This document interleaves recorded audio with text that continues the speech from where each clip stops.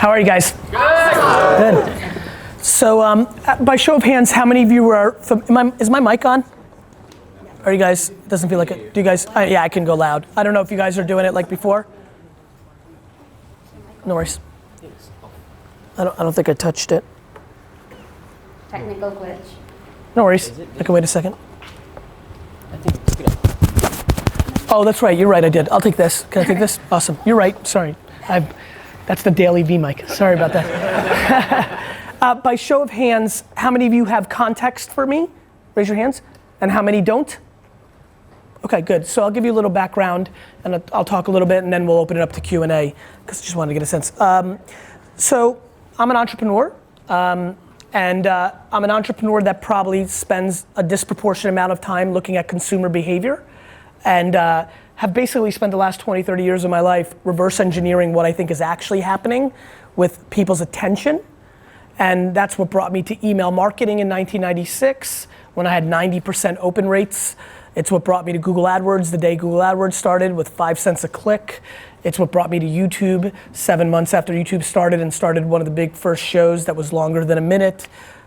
It's what made me an early investor in Twitter and Facebook and Tumblr. And it's my currency, my intuition on where you're spending your time.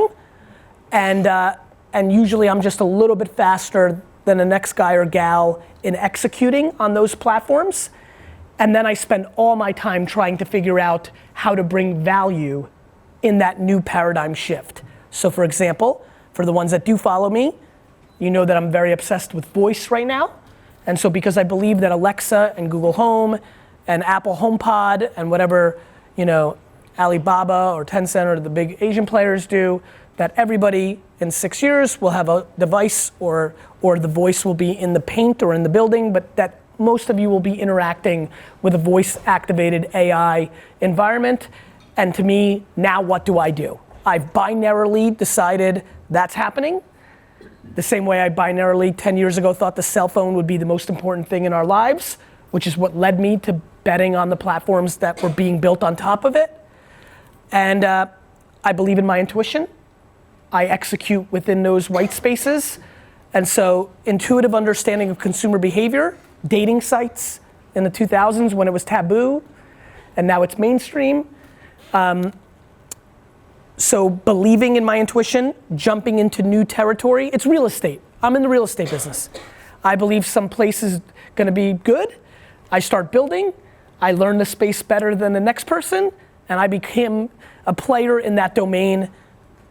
Obviously for a lot of you, it really became obvious to you in the social media domain over the last 10 years, but it was happening in the Web 1.0 domain with search and AdWords. It was just I was doing it for a liquor store behind the scenes and I was starting from zero. I think voice is gonna be my third chapter. And that's it. And then for you guys, I think a lot about supply and demand. I spent a lot of time on supply and demand of attention, which is what I've just been talking about for a few minutes. And then I also, to be very frank with you, think about supply and demand of entrepreneurs. There's never been more startups. Lucky for me, because it's fun and it's cool, entrepreneurship has been put on a huge pedestal. It is crazy to me that, you know, that there's celebrity around entrepreneurship, but that's the case, and that means there's a vulnerability. That means a lot of people that shouldn't be entrepreneurs are. And what I mean by that is everybody should try, you're more than welcome. It just, I'm scared that there's a lack of self-awareness and everybody does binary things like the same kids that blindly went to MBAs are now blindly doing startups.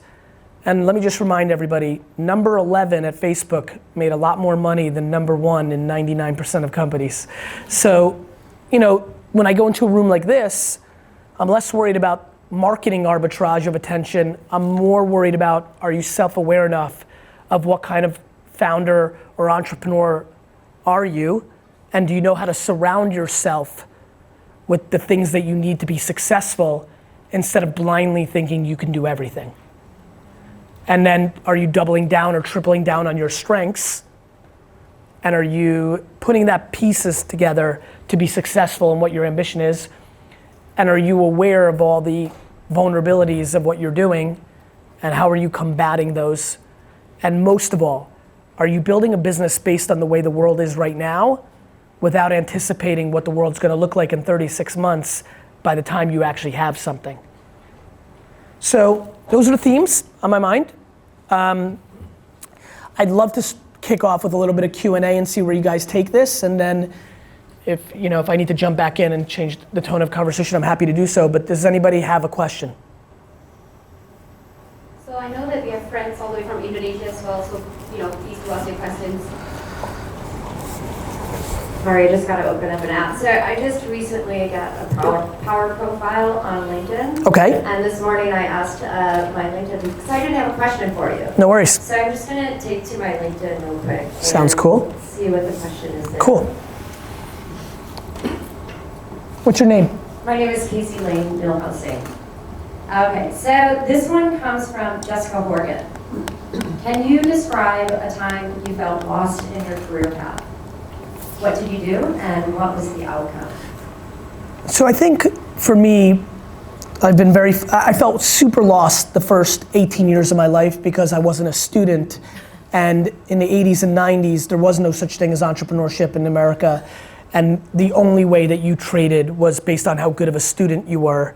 And so for the first, kind of from 10 to 18, I had a lot of pressure being thrown at me by teachers and parents of my friends that basically painted me as a loser because I was getting D's and F's. Even though I was making $3,000 a weekend selling baseball cards, I was losing, which, built up a good skin, made me very prepared for entrepreneurship. The only time since I was 22 for the last 20 years that I've felt lost was when I knew that it was time for me to transition out of my family business, and I was worried that it would hurt my dad's feelings, right? Luckily, what manifested in that 2 to 3 years where it was kind of like starting to build was my dad also was struggling because I was starting to be the real operator of his business, and he was feeling less of a man and less of the man. So as that hit a crescendo point for both of us, it actually became easy to leave the business because we were both winning. He got to be the boss again, and I got to go on to do other things. So that would be the only, I don't want to manifest a bullshit story. I've never felt lost in operating. This is what I was meant to do. Probably no different than somebody who was meant to be a soccer player or meant to be a musician. Like, I'm purebred, I really am. I really, really am. I never was capable of doing anything but selling and branding and marketing and business long before it was cool. So I got very lucky. It's why I really push people to do what they're passionate about, because sometimes you get lucky and the world comes to you. And that's absolutely what's happened to me. The thing that I always was has now become the thing, and that's really worked out. Questions? And listen, just to give you guys context, because I know a lot of you may not know who I am, I've invested in over 200 startups. Like, I'm very comfortable answering a very detailed, subtle question that you may have on your mind for your business. Be selfish. That's what Q&A is about. And a lot of times, the question you have is 60% of the audience is also thinking of a version of it, so don't feel like you have to come up with a question that's valuable to anybody. Go real selfish. We have some time here. Hello. Hello. Yeah. My name is Wen, and I'm the founder of SushiBit. We help brands to find high-end work with social media influencers for marketing campaigns. So my question is more personal for my business. I started this business 2 years ago, and the first year was like fun. There was a lot of pitching and everything, and very exciting. Then the second year comes, and I'm always in the office coaching people, scaling the business. You're managing. So, yeah, You're managing. Sort of. So what is the next thing? Because I've been coaching for 6 months now, and I'm like, okay. Coaching your employees? Yeah. Mm-hmm. What is the next thing for? More coaching. Okay. Wait, so here's the real question. If you don't like it, and you like the hunting and not the farming, you need to find a farming partner. Okay. Do you understand? Yeah, because I'm also the solo founder. And Right, and so that either comes in the form of an actual partner, or you bring in a managing director, and she or he is really good at operational and HR aspects, and you're out building the brand and hunting for business. yeah. I coaching part is just, I don't want to always be there and what's outside that I'm missing out, that I'm not doing to make it go further. Sure, but I think first of all you have to deploy patience. When you're small and you can't maybe afford the proper farming partner, you've got to eat shit. Yeah. You've got to make choices. Yeah. You've got two answers. You either work more so that you hunt from 7 p.m. to midnight, or you deploy patience. What more? Cool, but don't underestimate patience. Okay. Patience is usually the reason people lose. It's hard. You have something to prove. You want to get something with the money. You want to scratch the chip on your shoulder to prove everybody that you weren't a loser because you had D's and F's. I understand why patience is hard, but it is absolutely the superpower of most successful businesses. And it is something that most young people never want to do. And then you have the subtleties of an Asian culture where there's a lot of conflict with parents if you're taking that risk. So the quicker you're successful, the quicker you can say, "See, Mom." But a lot of times that becomes the flaw because you try to overextend and then you break the whole thing. So be thoughtful. The "I told you so" ironically is even more sweet if it takes longer, because then people are building more cynicism because you didn't do it fast, which makes it even more fun when you stick it to them. There's nothing more fun than losing 30-10 going into the fourth quarter and then winning. Too many people want to win 30-10 in the first 3 quarters and then lose because it feels better up front. I care about the finish line, not the starting post. Bjorn. Yes, good eyesight. Hi, Thank Gary. you. I'm Bjorn, and I must say that I follow your videos, and you are less mellow and more thoughtful in person. I agree. I agree. It's a really good insight, and I'll tell you this, Bjorn, if there was 1,000 people here, I wouldn't. I think the context drives my behavior. I'm always listening, right? So when D-Rock and I are on camera, I'm envisioning 400,000 people, which drives my energy up. You think this is thoughtful and mellow, you should have dinner with me for 2 hours. You know what I mean? And so the context is always the driver of my behavior. If that's a real question, I'll say yes. What's that? Okay, anyway, I run a meditation startup called MyFi. I'm already interested. I know, because you talk about this being a $1 trillion industry. I believe it's the biggest space for consumer behavior going into the next decade as a consumer product, the way fitness was in the 90s. Yeah, and I also, found this video that you mentioned a year ago where you had this switch where you talked about you were not so hot on meditation about a year ago. That was something. Me doing meditation. Yes, you doing personally. And I'm still not. Yes. I did it once on a podcast for fun, but I've never done it since. Right. So I'm really curious, which brings me to my question. As a non-meditator, yes, what makes you excited about this space? And what are some key trends based on that you think will win? So I don't think the person that observes things has to be a user of those things or look like the person that, some of the greatest coaches in athletics never played the game. So it's about the ability to synthesize the psychology. Why am I so excited about it? Because the brain is the operating system of the human being and we haven't even begun to explore it because we've lived in such an environment of prosperity in the world that we are now into 2nd and 3rd generation wealth in a lot of places, which means we have anxiety about dumb shit, which leads us to these kind of trends. I think we've become more educated about our health from a physical and food standpoint, and humans are incredible. We're survivors. And so I always bet on humans, even when I'm scared about macro political issues, North Korea, US, China, I always say to myself, the fact that we're still here is something you have to bet on.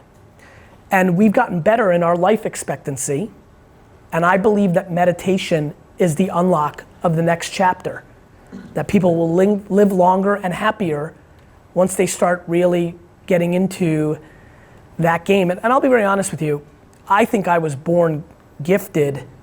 I think I'm meditating while I'm talking to you right now. I feel like I'm a tough read. I'm an enigma because of my personality.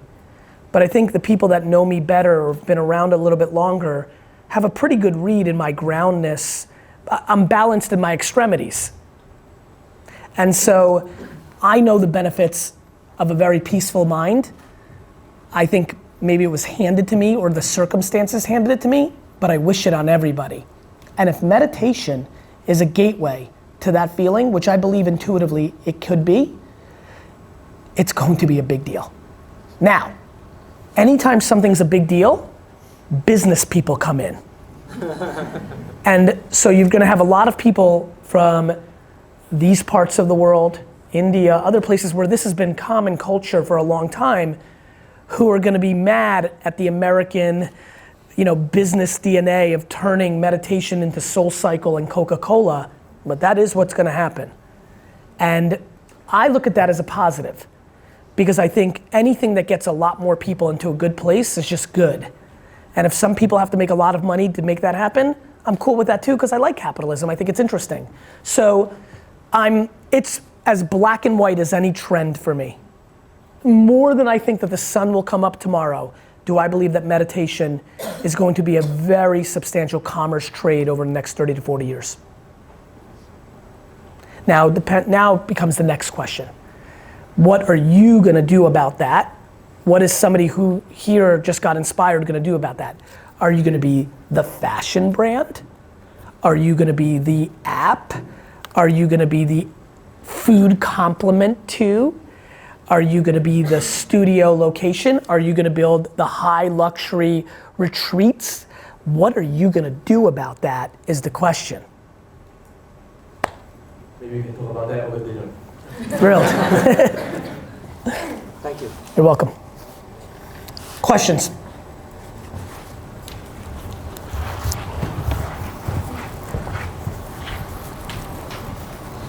Hey, Gary, I'm Sam.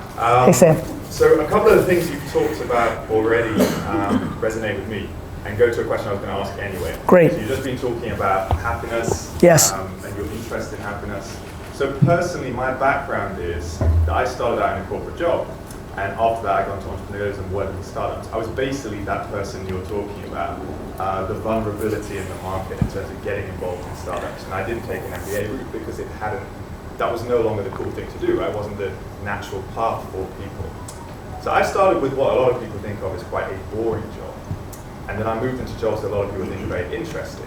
And that's what I do now. I work with a lot of startups and I do lots of interesting stuff. Personally, I love it. This means I get a lot of people reaching out to me to figure out how to do it themselves, effectively to do career transition. Understood. So, and do you now see that as a white space that you want to play in?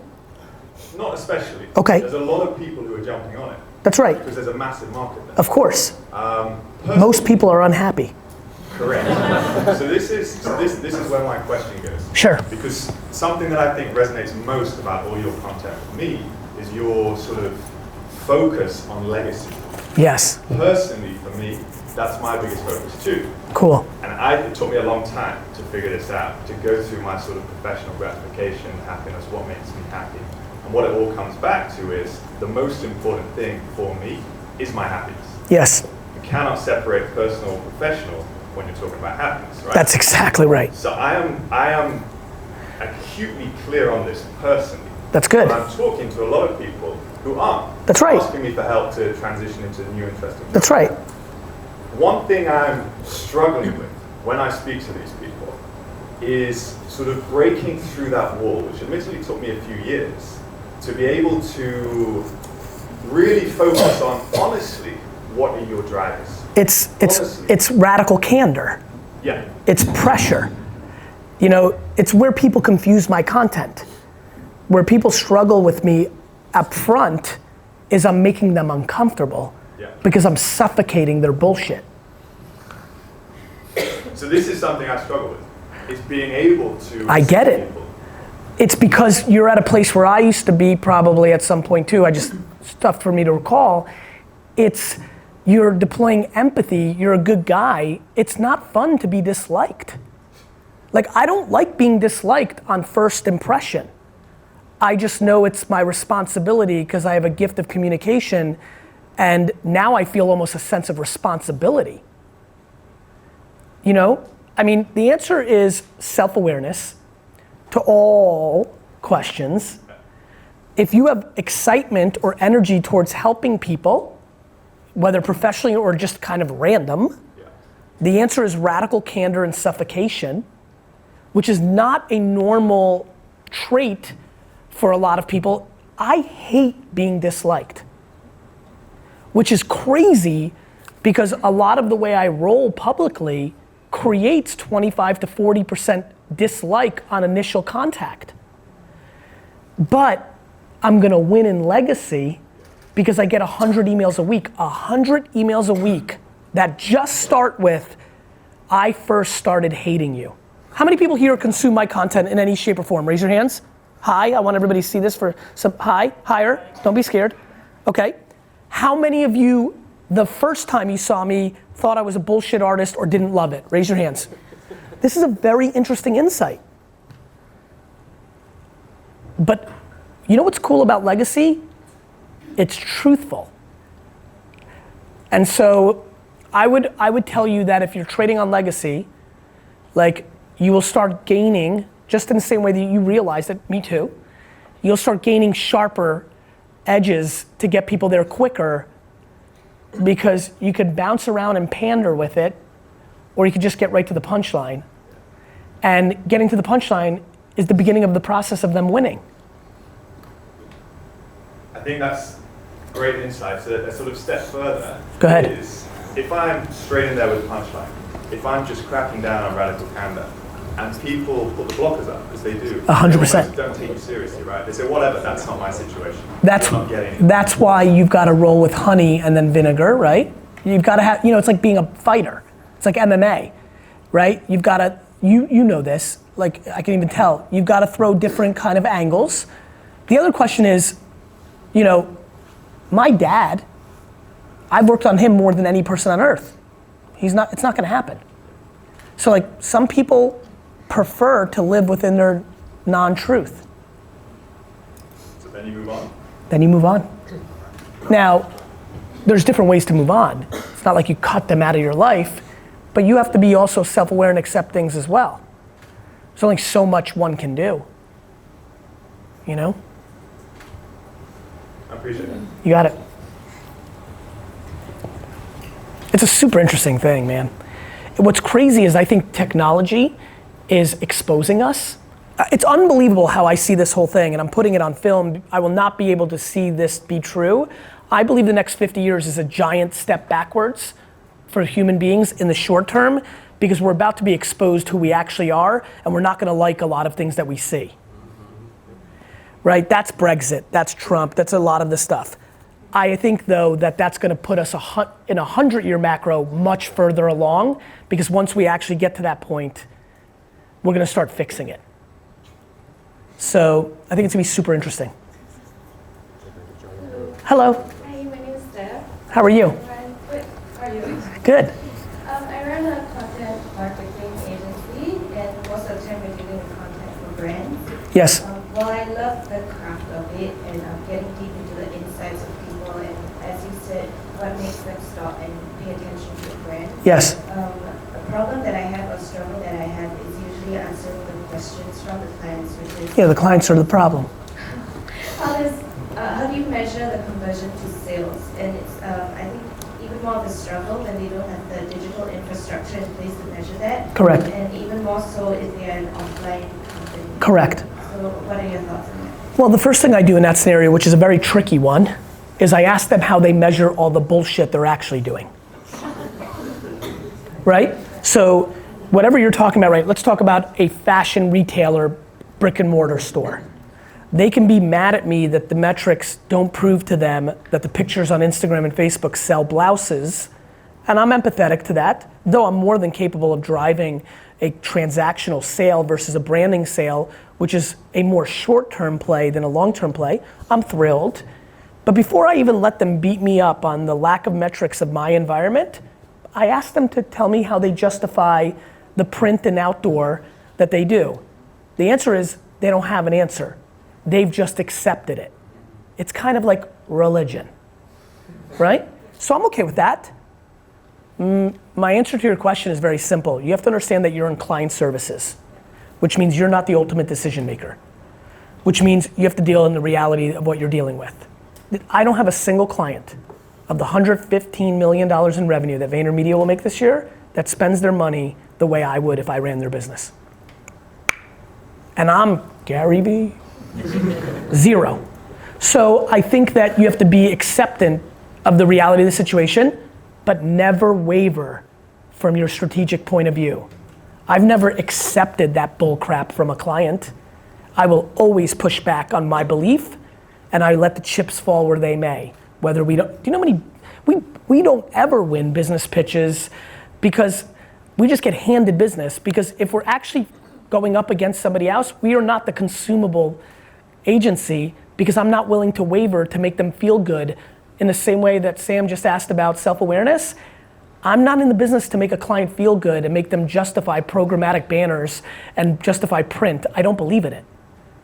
So, it's very easy to measure Instagram and Facebook if you drive them to a conversion. Make a coupon piece of content and drive them to stores and see how that does against direct mail. Tell them to do that same coupon in a print magazine. No, that's branding. We have to put a pretty picture. It's complete horse crap, and it's why the big businesses of today are on the verge of not being around tomorrow, because a lot of their behavior doesn't map the reality of the world that we live in. Thank you. You're welcome. She just looked you dead in the face and said, I'm gonna move. That was super gangster. You were right there, you raised your hand, she looked you right in the face and said, no, I'm gonna move it. That was honestly the favorite part of my whole day so far. Hey. Hey Gary, I'm Roman. Roman. Also from Belarus, like yourself. No kidding? Yeah. What town? Modulov. How close is that to Babruysk? 1 hour. Right? Awesome. Yeah. So I run a website called Crypto Jobs List. Yes. It's a job board for crypto positions. Smart. Engineers, developers, these people. Makes sense.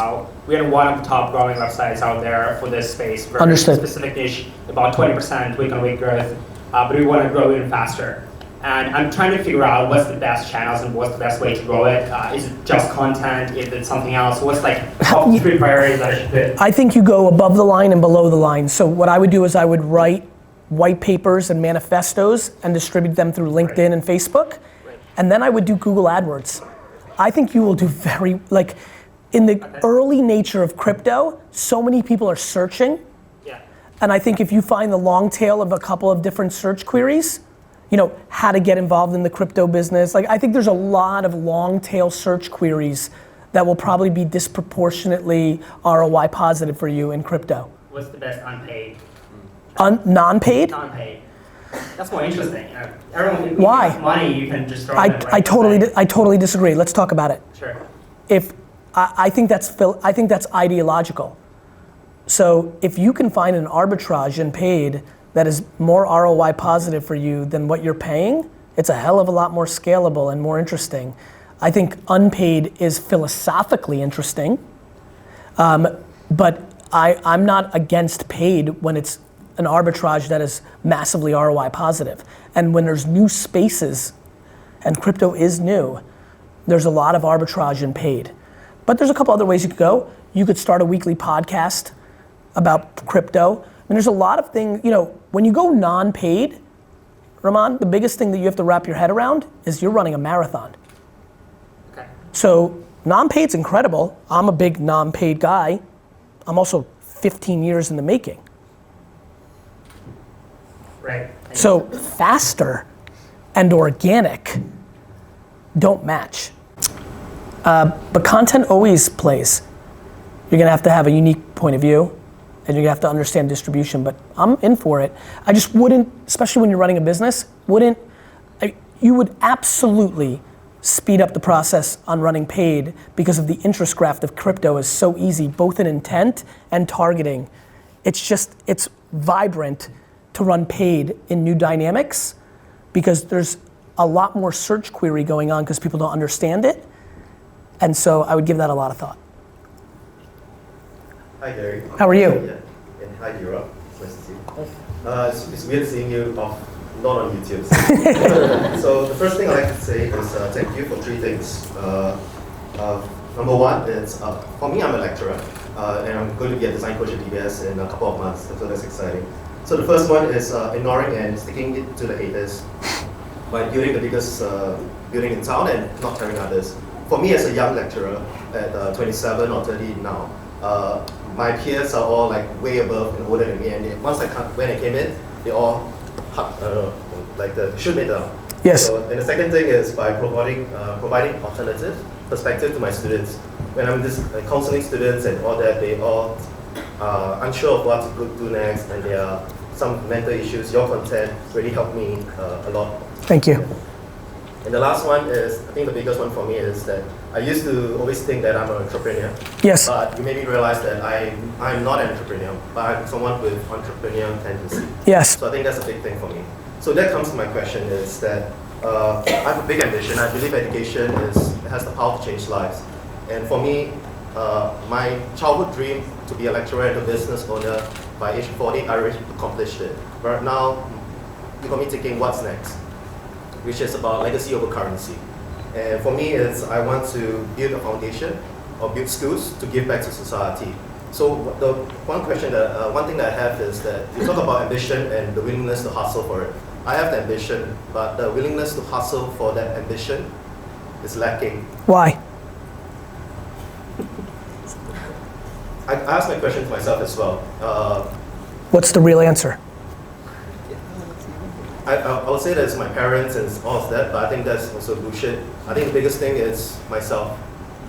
One, that I'm scared of success, of the failure, even though I'm comfortable in the uncomfortable. Yep. But then I'm not sure whether I can do it really. But then at the same time, I feel that I can do it. So I think the biggest thing that you have to, I think both your answers are right. I think once you get into a place where your failures are just yours, they get a lot less scary. And you answered the right thing. Whether it's your parents or somebody else in your life, the biggest reason people don't take risks is they worry about other people's opinions. I wish you guys could feel what I feel in my heart and in my soul. I do not care about a single person's point of view about me, while equally caring about what you think about me. It's a very interesting contradiction. It's a subtlety, but saying both your parents and yourself, it's when I hear I'm scared to fail, but I feel like I can do it, you're just worrying about outside forces. It's no different than the way I love if my professors of 40, 50, 60 year olds when I was 25 would have shit on me because I was excited about sticking it to them later. And if I didn't, and here's a big one, and I don't talk about this as much, when I fail, I'm excited because it meant that I deserved to fail. I love the game so much, even at my own expense. I can't be pumped about the fruits of victory without equally respecting the agony of the defeat. I'm excited when I fail. I'm like, okay, tough guy. The sneaker. This is interesting to me.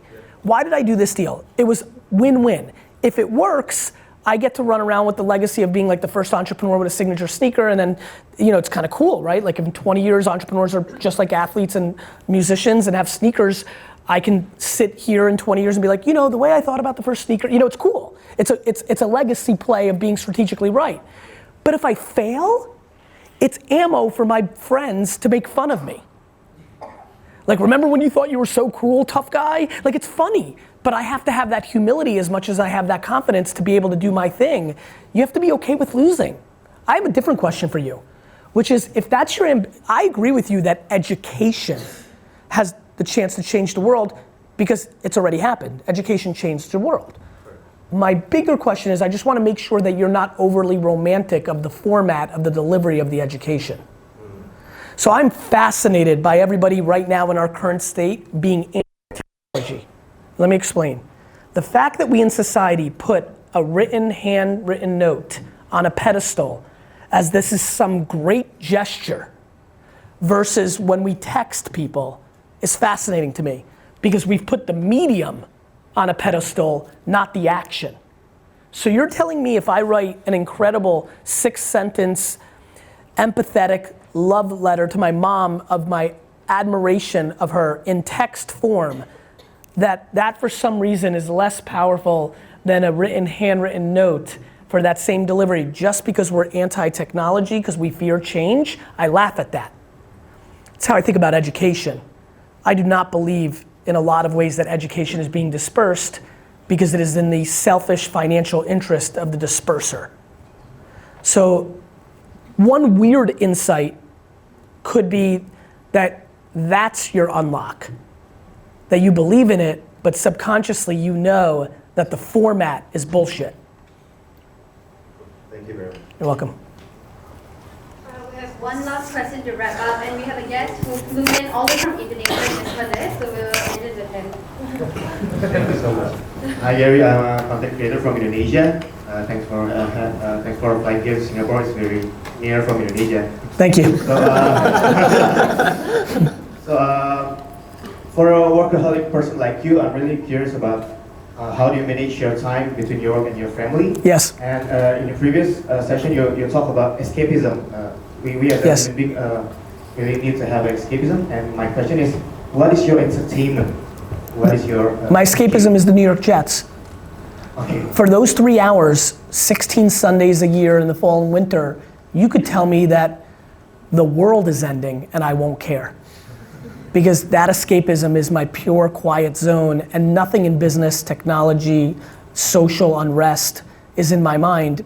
All I'm worried about is my guys score more touchdowns than your guys, right? So that's my escapism. And some people use film, like I don't watch movies, but I love movies because I know that does that for a lot of people. You get wrapped up in that story, that's cool. Reading, you know, I love people having their version of escapism because it's the healthiest thing. I think it's got some nuances to meditation. So that's that. As it comes down to work-life balance, there's a couple things that I think about. First of all, I would argue to everybody that the best way to become selfless is to start by being selfish. If you don't know who you are and what you're about, you will lose. So the first thing is, I do not crumble to current peer pressure of how I should live my work-life balance. I think that modern parenting advice is quite flawed and has historically been flawed because it changes all the time because it's generational and it's macro political. And so, number one, I don't care what other parents tell me if I work too much or don't work too much. I care about what my wife thinks. I care about how my kids are reacting. And most of all, my friend, I don't overjudge myself. I know what my intent is. I want to be a great father. I want to be a great husband. Sometimes I'm over-delivering, sometimes I'm under-delivering. I'm always trying. This is also a specific chapter in my life.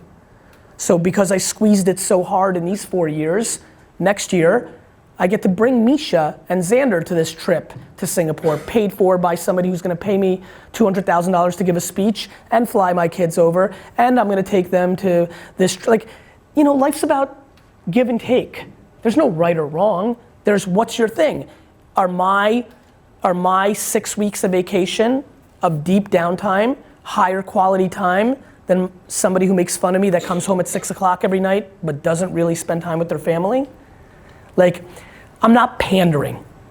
I'm living in my reality. And my reality is 4 people.